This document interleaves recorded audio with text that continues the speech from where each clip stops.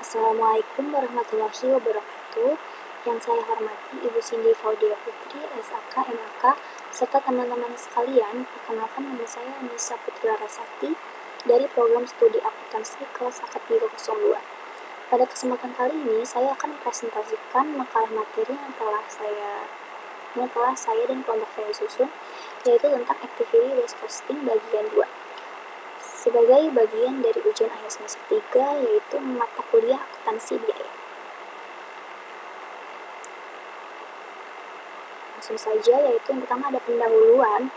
Perusahaan membutuhkan informasi biaya yang lebih akurat untuk mendukung keputusan manajerial. Namun, sistem akuntansi biaya tradisional sering membebankan biaya overhead secara rata sehingga menimbulkan distorsi biaya produk.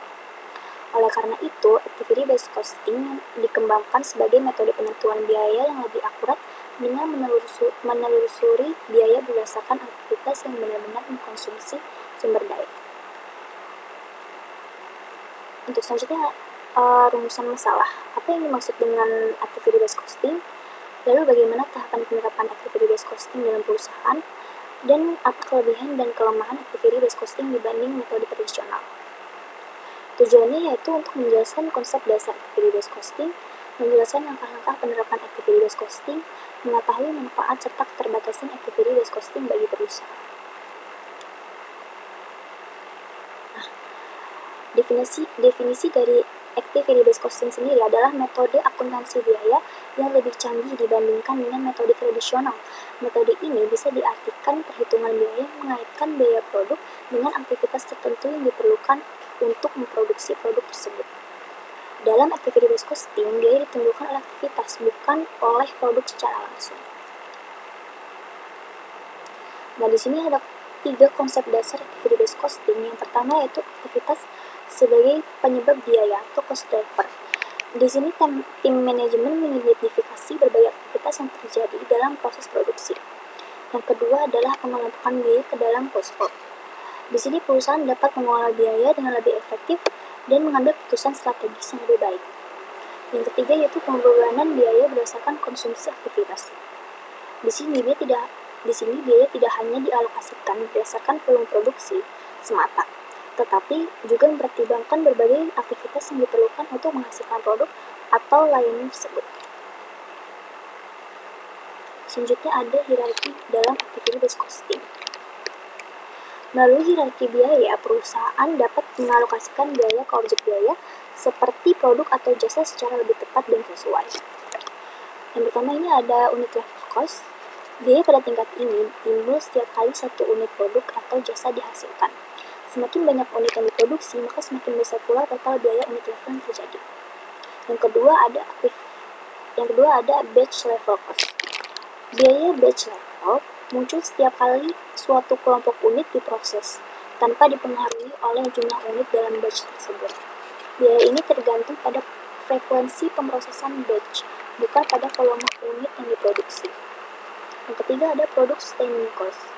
Biaya ini berhubungan dengan keberlangsungan suatu produk secara keseluruhan dan tidak dipengaruhi oleh jumlah unit maupun batch yang diproduksi. Nah, untuk selanjutnya facility sustaining cost.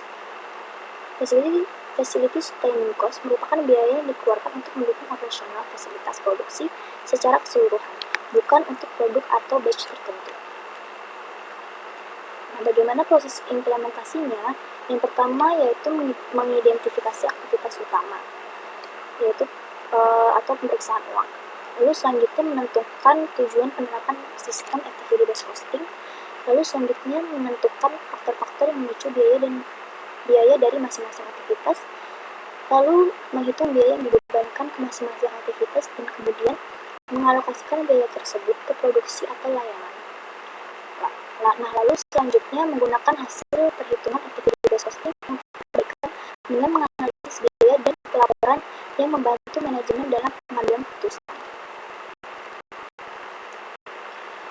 Nah, keunggulan dan kelemahan Activity Based Costing itu apa sih? Itu yang pertama ada keunggulan. Keunggulannya adalah akurasinya tinggi, pengambilan keputusan yang lebih baik, identifikasi aktivitas yang tidak efisien, analisis marginnya lebih baik, peningkatan fokus pada aktivitas yang bernilai.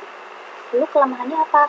yaitu yang pertama, biaya implementasi yang tinggi, kompleksitas, keterbatasan data, perubahan yang konstan, dan ketergantungan pada pengukuran yang akurat. Nah, di sini ada studi kasus. Pada studi kasus ini, penelitian dilakukan pada PT Penny Regency yang merupakan perusahaan pengembangan perumahan. Selama ini, perusahaan menggunakan metode tradisional dalam menghitung harga pokok produksi atau HPP.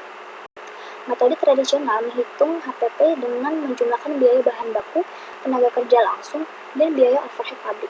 Kemudian dibagi berdasarkan jumlah unit. Penelitian ini bertujuan untuk membandingkan metode tradisional tersebut dengan metode activity-based costing untuk melihat metode mana yang lebih akurat dalam menentukan biaya produksi per unit rumah. Nah, berdasarkan perhitungan menggunakan metode tradisional, diperoleh HPP per unit sebagai berikut. Untuk tipe 36/63 sebesar Rp464.464.286. Maaf, saya ulangi. Untuk tipe 36/63 sebesar Rp494.464.286. Nah, untuk tipe 45/84 sebesar Rp232.750.000. Untuk tipe 52/112 sebesar Rp247 juta. Dan untuk tipe 60/120 sebesar Rp379.035.000. Pada metode ini, biaya overhead dibebankan secara sederhana berdasarkan jumlah unit produksi tanpa memperhatikan aktivitas yang dikonsumsi masing-masing tipe rumah.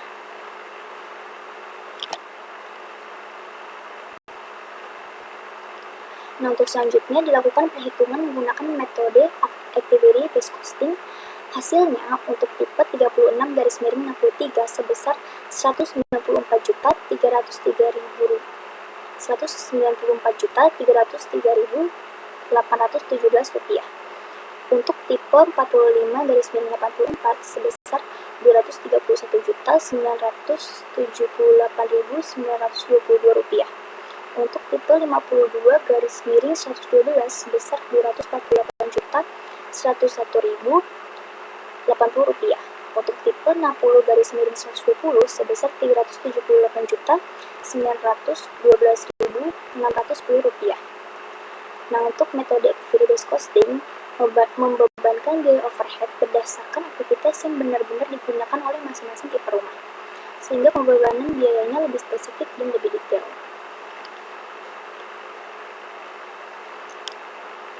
Nah, dari perbandingan kedua metode tersebut, terlihat adanya selisih perhitungan HPP pada setiap tipe rumah.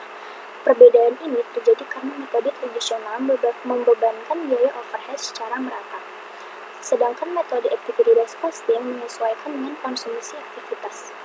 Sehingga dapat disimpulkan bahwa metode activity-based costing lebih akurat dalam menentukan harga pokok produksi dan lebih membantu manajemen dalam pengambilan keputusan serta penetapan harga jual.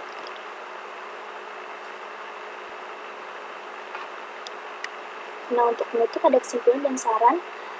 Kesimpulannya adalah activity-based costing merupakan metode penentuan biaya yang lebih akurat karena membebankan biaya berdasarkan aktivitas yang dikonsumsi oleh produk.